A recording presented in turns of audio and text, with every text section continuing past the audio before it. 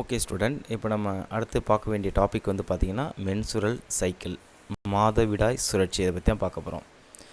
So இதை பற்றி one by ஒன்னாக பார்க்கலாம். இந்த மென்சுரல் சைக்கிள், அதுக்கு இன்னொரு பேர் என்னது, ovarian cycle, occurs approximately once in every 28 or 29 days during the reproductive life the female from the menarche to the menopause except during pregnancy. அதாவது ஒரு பெண் வயது அடைந்த நாளிலிருந்து 28 நாள் அல்லது 29 நாளுக்கு ஒரு முறை நடக்கக்கூடிய நிகழ்வு தான் மென்சுரல் சைக்கிள். எதில் ஆரம்பிக்குது மென்சுரல் சைக்கிள் அப்படின்னா, உங்களுக்கு வந்து மெனார்க்கின்னு சொல்லுவாங்க. அதாவது ஏஜ் அட்டன் பண்ணுறதுலேருந்து அப் டு எது வரைக்கும் மெனோபாஸ்னால், இந்தியன் விமனுக்கு வந்து பார்த்திங்கன்னா 46 ஏஜில் அந்த மென்சுரல் சைக்கிள் ஸ்டாப் ஆகிடும். அது வரைக்கும் நடக்கக்கூடிய நிகழ்வு தான் மென்சுரல் சைக்கிள். எக்ஸப்ட்னு ஒரு வார்த்தை இருக்குது. எது தவிர ப்ரெக்னென்சியாக இருக்கும்பொழுது என்ன நடக்காது, மென்சுரல் சைக்கிள் நடக்காது. இது ஒரு 3 mark. What is menstrual cycle or define menstrual சைக்கிள்னால் நீங்கள் நோட் பண்ணிக்கலாம். So the cycle events start from the menstrual period till the next one is called menstrual cycle.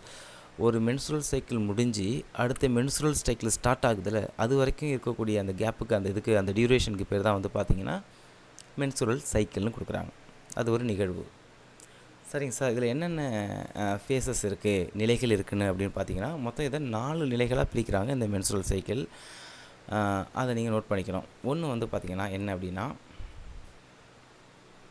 Menstrual face. ஃபஸ்ட்டே ப்ளீடிங் ஃபேஸை கொடுத்துட்றாங்க. Second வந்து பார்த்திங்கன்னா follicular or proliferative phase. Follicular cells வந்து பார்த்திங்கன்னா என்ன செய்யுது, சைஸில் இன்க்ரீஸ் ஆகும். அது இன்க்ரீஸ் ஆனோன்னா அந்த ஃபாலிக்கிள்ஸ்லேருந்து யார் வெளில வரா, ஓவிலேட்டரி ஃபேஸ்னால் ஓவம் ரிலீஸ் ஆகும். D12 ஆர் என்னது செக்ரேட்டரி ஃபேஸ், அதையும் நம்ம பார்க்க போகிறோம். அந்த கிராஃபியன் ஃபாலிக்கிள்ஸ் கார்பஸ் லூட்டியமாக மாதிரி சம் ஹார்மோன்ஸை செக்ரேட் பண்ணுது, அதான் செக்ரேட்டரி ஃபேஸ். அதை நம்ம ஒன் பை ஒன்னாக பார்க்கலாம்.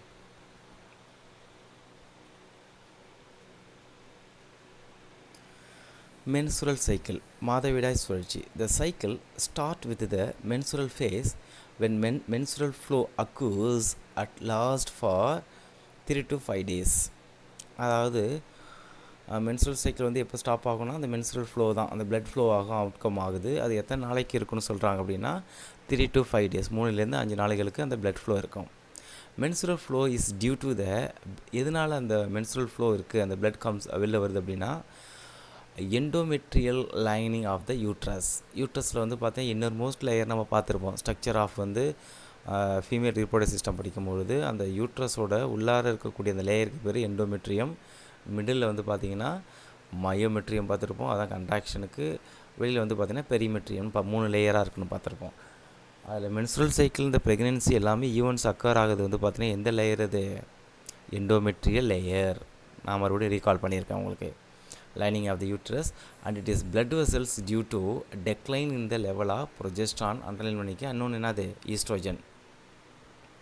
நல்லா தெரிஞ்சுங்க, ப்ரொஜெஸ்ட்ரான் ஹார்மோனும் ஈஸ்ட்ரோஜன் ஹார்மோனும் லெவல் கம்மியாகும் பொழுது அந்த கர்ப்பப்பையில் உள்ள எண்டோமெட்ரியல் லேயரு உரிச்சு கொண்டு வெளியே வருகிறது. அது மட்டும் இல்லாமல் அங்கே இருக்கக்கூடிய பிளட் வெசல்ஸும் உடையும் பொழுது அதனுடைய சேர்ந்து இரத்தங்களும் வெளியேற்றுகிறன. எதனால், due to the decrease the progesterone, இன்னொன்று யார், ஈஸ்ட்ரோஜனால். இவங்க 2 பேரும் தான் முக்கியம், இந்த hormones. Menstruation occurs only if the released ovum is not fertilised. அதாவது தெரிஞ்சுங்க, அந்த கிராஃபியன் ஃபாலிக்கிலிருந்து வெளியே வரக்கூடிய ஓவம் ஸ்போமோட ஃபியூஸ் ஆகலைனா தான் என்ன நடக்கும், மென்சுரேஷன் நடக்கும். ஃபியூஸ் ஆயிடுச்சுன்னா she will be a conceive. அவங்க என்ன கன்சீவாக இருக்கலாம். அது எக்ஸப்ட் சில ரீசன்ஸ் கொடுத்துருக்காங்க, பார்க்கலாம். அப்போ எப்போ மென்சுரல் சைக்கிள் நடக்கும் அப்படின்னா, ஓவம் வந்து ஃபெர்டிலைஸ் ஆகலைனா தான் நடக்கும். அதை தான் நீங்கள் மைண்டில் செட் பண்ணிக்கணும். ஓகே, அடுத்த ஃபேஸ் நம்ம என்ன பற்றி, இப்போ மென்சுரல் ஃபேஸ் முடிச்சாச்சு. ஏதாவது டவுட் இருந்தால் நீங்கள் கேட்கலாம். அடுத்தது செகண்ட் ஃபேஸ் வந்து பார்த்திங்கன்னா ஃபாலிகுலார் ஆர் என்னது ப்ராலிஃபரேட்டிவ் ஃபேஸ். ரிப்பேரேட்டிவ், அதாவது இப்போ ப்ளீடிங் ஆகி எல்லாமே வெளில வந்துடுச்சு, வந்ததுக்கு அப்புறம் அது என்ன செய்யாது, சரி செய்யுது. அதுக்கு பேர் தான் வந்து பார்த்திங்கன்னா ப்ராலிஃபரேட்டிவ் ஃபேஸ்ன்னு சொல்லி கொடுக்குறாங்க. இதில் என்னென்ன கொடுத்துருக்காங்க பாருங்கள். த ஃபாலிகுலார் ஃபேஸ் எக்ஸ்டெண்ட் ஃப்ரம், எதுலேருந்து ஆரம்பிக்குது, மென்சுரல் சைக்கிள் 3 to 5 பார்த்தோம் இல்லையா. அப்போ 5th day of the cycle until the time of ovulation. Ovulation நடக்கிற டைம், அதாவது மென்சுரல் சைக்கிள் முடிஞ்சு 5வது நாள்லேருந்து ஓவிலேஷன் நடக்கிற நாள் வரைக்கும் அந்த இதுதான் வந்து பார்த்திங்கன்னா அப் டு 13th டே, அப்போதான் 14th டே உங்களுக்கு ஓவம் வந்து ரிலீஸ் ஆகிடும். டியூரிங் த ஃபேஸ், அந்த ஃபேஸில் என்ன ஆகுதுன்னு பாருங்கள். அந்த நிலையில் the primary follicle of the ovary grows to become fully mature Graafian follicle.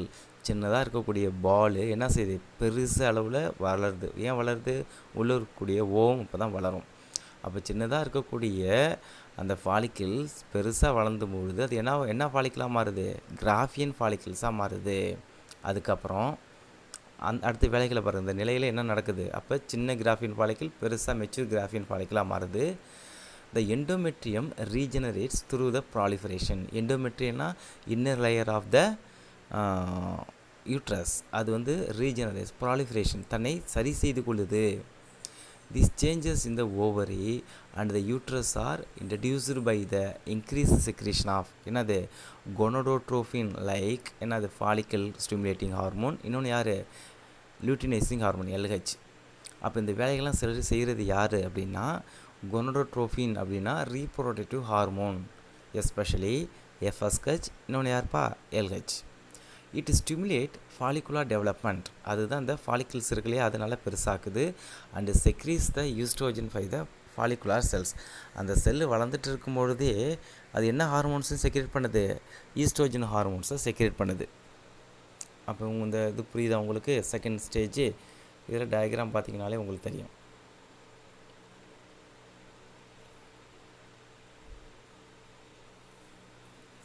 First வந்து பார்த்திங்கன்னா ஓவாரியன் சைக்கிள், கிராஃபியன் ஃபாலிக்கிள்ஸு இதிலே கொடுத்துருக்காங்க. இதில் 1 by 1 நம்ம பார்க்கலாம். ஃபஸ்ட்டு கிராஃபியன் ஃபாலிக்கிள்ஸ் ஸ்மாலாக இருக்கக்கூடியது, அது மெச்சூர் ஆனோடனே கிராஃபியன் ஃபாலிக்கிளாக வருது. அப்படியே வந்து பார்த்திங்கன்னா கிராஃபியன் ஃபாலிக்கிள் ரப்ச்சர் ஆகி ஓவம் ரிலீஸ் ஆகிடும். ஓவம் ரிலீஸ் ஆனதுக்கப்புறம் அந்த எம்டி கிராஃபியன் ஃபாலிக்கிளுக்கு பேர் வந்து பார்த்திங்கன்னா கார்பஸ் லூட்டியம். இது முக்கியமான ஹார்மோன்ஸ் இருக்குது, அது ப்ரொஜெஸ்ட்ரான், அதை நாங்கள் பின்னாடி சொல்லித்தரேன். அதுக்கப்புறம் அது ஒரு ஸ்கேர் டிஷ்யூவாக மாறுது, புரியுங்களா. அதுக்கு பேர் வந்து பார்த்திங்கன்னா கார்பஸ் அல்பிகன்ஸ். அதையும் நம்ம பின்னாடி பார்க்கலாம். அது மறுபடியும் இந்த சைக்கிளில் இன்வால்வ் ஆகிட்டே இருக்கும்.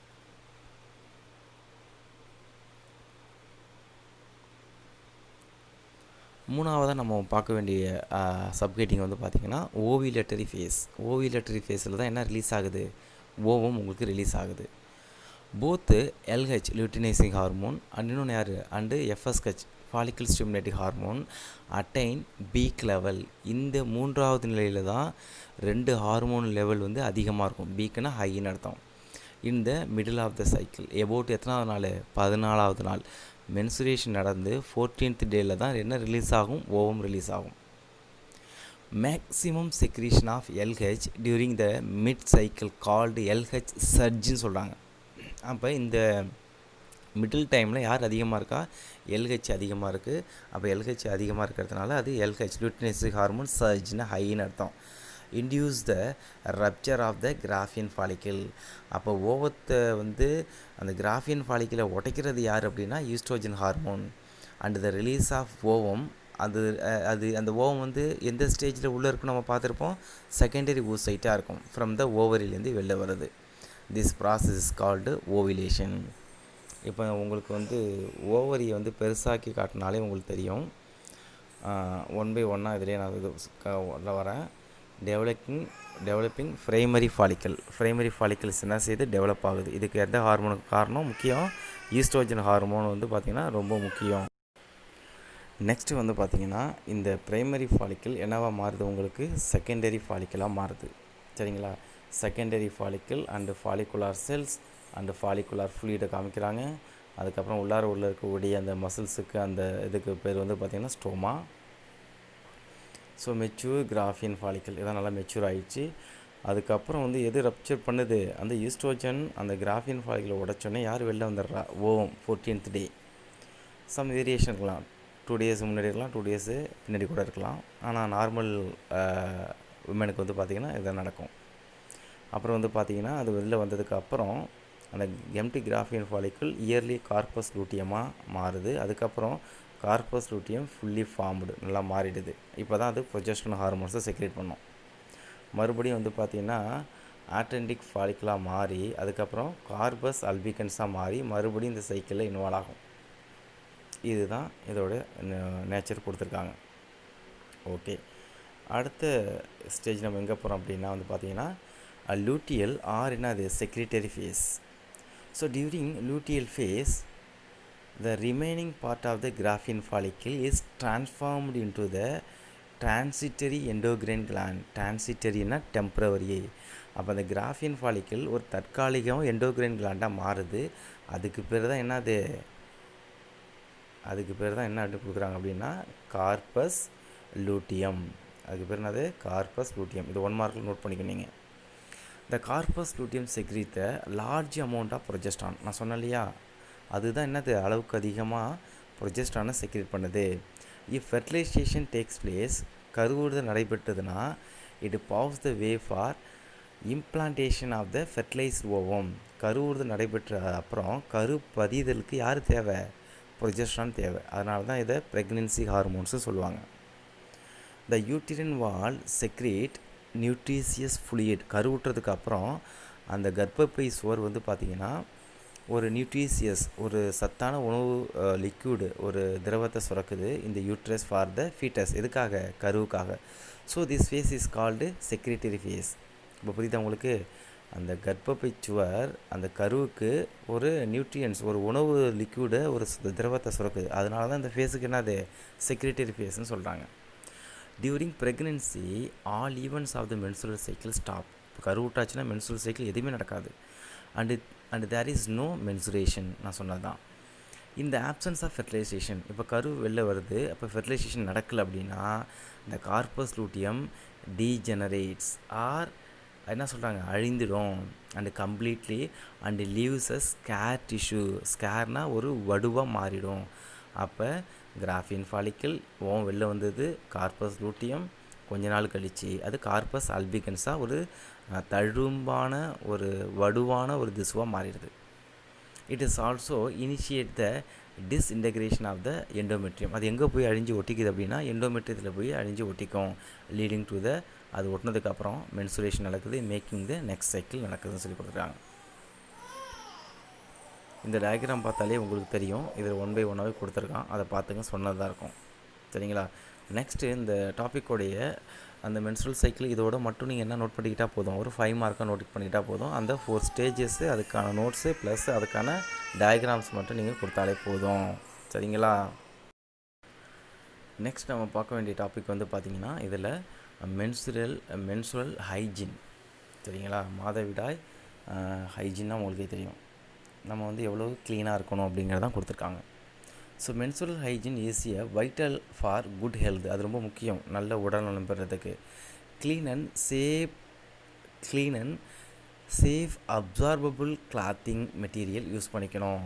Sanitary napkins, pad, tampons and menstrual cups used to manage the menstruation. இதெல்லாம் நம்ம யூஸ் பண்ணிக்கலாம் மென்சுரல் டைமில் க்ளீனாக இருக்கிறதுக்கு. சேஞ்சிங் சானிட்டரி என்னது material 4 to 5 hours as per the requirement provides the comfort. அது அந்த பேடை வந்து பார்த்திங்கன்னா 4 to 5 hours ஒன்ஸ் நம்ம சேஞ்ச் பண்ணிகிட்டே இருக்கோம் அந்த மெட்டீரியலை. Cleanliness and protection from infection. நம்ம க்ளீனாக இல்லை அப்படின்னா இன்ஃபெக்ஷன் ஆகிறதுக்கான பாசிபிலிட்டிஸ் இருக்குது. Used sanitary napkins should be wrapped in the paper or என்னது டிஸ்போசர். அதை நம்ம பேப்பரில் க்ளோஸ் பண்ணி அதை நம்ம டிஸ்போஸ் பண்ணணும்னு சொல்லி கொடுக்குறாங்க. ஓப்பன் இதில் நம்ம தூக்கி எறியக்கூடாது. It should not be thrown in open area or drain pipe of toilet. டாய்லெட்டில் போட்டிங்கன்னா அது ஃபுல்லாகவே அடைச்சிக்கும். அதனால் நம்ம வந்து என்ன செய்யக்கூடாது, தூக்கி எறியக்கூடாது. Flushing of sanitary napkins in the drain pipes causes the choking of the drainage line leading to the water pollution. அது நம்ம அந்த இதில் நம்ம வாட்டரில் தூக்கி போட்டால் அது வாட்டர் அடைச்சிக்கும். அதனால் என்ன அது leading to the water pollution ஆகிறதுக்கான பாசிபிலிட்டிஸ் இருக்குது. ஸோ அதனால் சானிட்டரி நாப்கின்ஸ் நம்ம எங்கே டிஸ்கார்ட் பண்ண முடியுமோ நம்ம அங்கே தான் யூஸ் பண்ண முடியும். இப்போ எல்லா இன்ஸ்டியூஷன்லேயும் வந்து பார்த்திங்கன்னா கவர்மெண்ட்டே சொல்லியிருக்கு என்னது அந்த இன்சினரேஷன்ஸ், அதில் நீங்கள் அந்த எரித்து சாம்பலாக்குது அதில் நீங்கள் எது யூஸ் பண்ணாலே அது ஆட்டோமேட்டிக்கலாகவே அது என்ன செய்யணும் எரித்து சாம்பலாக போயிடும், எந்த வித ப்ராப்ளமும் இருக்காது. ஓகேங்களா? ஸோ இதுதான் மென்சுரல் சைக்கிள். மொத்தம் 4 ஸ்டேஜஸ்ஸு அதை நம்ம கிளியராக படிச்சுக்கணும். ஸோ நெக்ஸ்ட் கிளாஸ் நம்ம என்ன பற்றி பார்க்கலாம், ஃபெர்டிலைசேஷன் பற்றி பார்க்கலாம். சரிங்களா? தேங்க்யூ.